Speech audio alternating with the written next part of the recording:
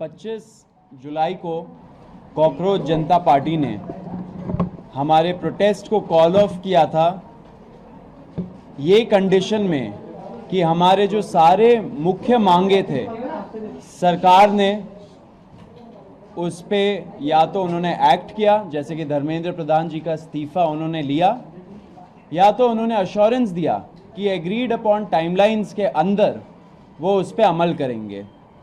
उस good faith में हम लोगों ने 25 जुलाई को हमारा प्रोटेस्ट जंतर मंतर से एंड जो नेशन वाइड कॉल हम लोगों ने दिया था दूसरे चीज़ों के लिए, उन सब चीज़ों को हम लोगों ने कॉल ऑफ किया। उसके पहले एंड उसके बाद भी हम लोग senior advocate Kapil Sibal sir से कंसल्ट कर रहे थे, उनसे लीगल गाइडेंस हम लोगों ने मांगा था एंड काफ़ी सारे मुद्दों पे हमारा चर्चा हुआ था, क्योंकि आपको पता है बीच बीच में कुछ ऐसे लोग थे जिन्होंने कुछ PILs फाइल किए थे जो थोड़े पॉलिटिकली मोटिवेटेड भी थे। हम ये चाहते थे कि हमारा ये जो युवाओं का मूवमेंट है ये किसी भी तरीके से ये डिरेल ना हो। वो भले ही रोड में कुछ असामाजिक तत्व घुसा के जैसे डिरेल करने का कोशिश किया था उससे, या कोर्ट को यूज़ करके एक तरीके से ये मूवमेंट को डिरेल ना किया जाए, वो हमारा प्रयास था। तो हम लोग कपिल जी के साथ कांस्टेंट टच में थे एंड लीगल गाइडेंस हम लोगों ने मांगा था।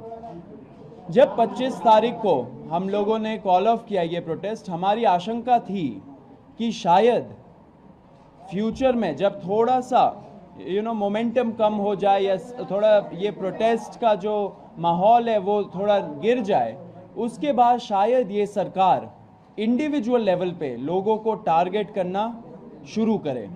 एंड ये बहुत क्रेडिबल एप्रीहेंशन है, क्योंकि आपने देखा होगा दूसरे प्रोटेस्ट में भी सेम प्लेबुक यूज़ किया गया है। दूसरे जो पहले अच्छे प्रोटेस्ट रहे हैं, बड़े प्रोटेस्ट रहे, उसमें ऐसे ही लोगों को इंडिविजुअली टारगेट करके फंसाया गया झूठे मुकदमों में। तो कॉकरोच जनता पार्टी सारे छात्रों के लिए शुरू से डे 1 से उनको लीगल हेल्प एंड जो अभी मेडिकल हेल्प सब कुछ प्रोवाइड कर रही है। लॉयर से भी कोऑर्डिनेट करके उन लोगों को देश भर में हेल्प कर रही है।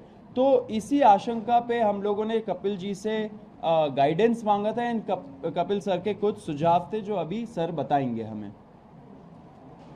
सबसे पहले तो मैं कहना चाहता हूं कि हमें जो घबराहट है केवल छात्रों के प्रति, जिन्होंने जो अनशन पे बैठे, जिन्होंने पीसफुली प्रोटेस्ट किया, हम नहीं चाहते कि उनके खिलाफ कोई कार्रवाई की जाए, क्योंकि ये तो एक ऑर्गेनिक मूवमेंट थी, समझ लीजिए। और सरकारें अक्सर चाहती हैं, और ये मैं इस सरकार की बात नहीं कर रहा, अक्सर सरकारें चाहती है कि किसी तरीके से कोई डिसेंट नहीं हो। तो इन्होंने कुछ आश्वासन दिए होंगे, नड्डा साहब ने कुछ माना होगा, उसके बारे में तो मुझे मालूम नहीं, ना मैं जाना चाहता हूँ कि ना हमने कुछ उसमें कोई पार्ट लिया। लेकिन जब मेरे पास आए तो मैंने कहा कि भाई कानून के आधार पे हम आपकी मदद करेंगे, और ज़रूर मदद करेंगे, और हम करेंगे।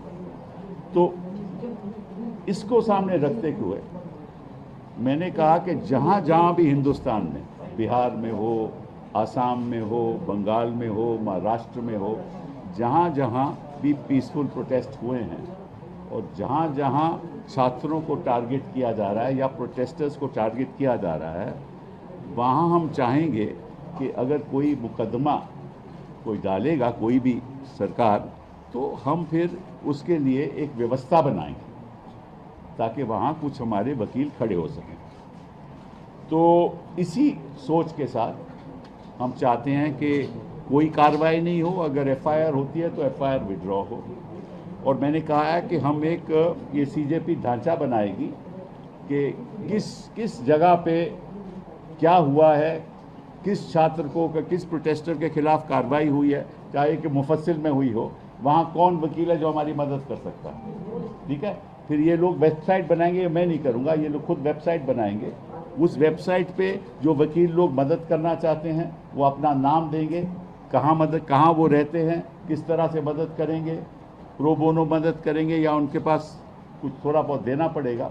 तो इस संदर्भ में मैंने कहा है कि मैं अपनी ओर से अपनी ओर से 1 करोड़ रुपया दूंगा, अपनी ओर से 1 करोड़ रिपोर्ट दूंगा, और साथ में ये आग्रह करूंगा हिंदुस्तान के वकीलों को और बाकी लोगों को कि वो भी हमारा इस फंड में पैसा दें, ताकि हम हर जगह जहाँ जहाँ भी कानून का दुरुपयोग होगा, जहाँ जहाँ भी पीसफुल प्रोटेस्टर के खिलाफ गलत मुकदमे करे जाएंगे, तो हम उनके लिए खड़े, हमारे वकील उनके लिए खड़े होंगे सारे हिंदुस्तान में। तो ये शुरुआत हमने की है, ठीक है। वो फंड केवल इसीलिए खर्च होएगा, मगर अगर मैंने 1 करोड़ रुपया दिया है, उसमें 1 रुपया भी किसी और चीज़ के लिए इस्तेमाल नहीं होगा, केवल उनकी प्रोटेक्शन के लिए, प्रोटेस्टर्स की प्रोटेक्शन के लिए, और जो गलत तरीके से जिनके खिलाफ कार्रवाई हो रही है कानूनी, उनकी प्रोटेक्शन के लिए।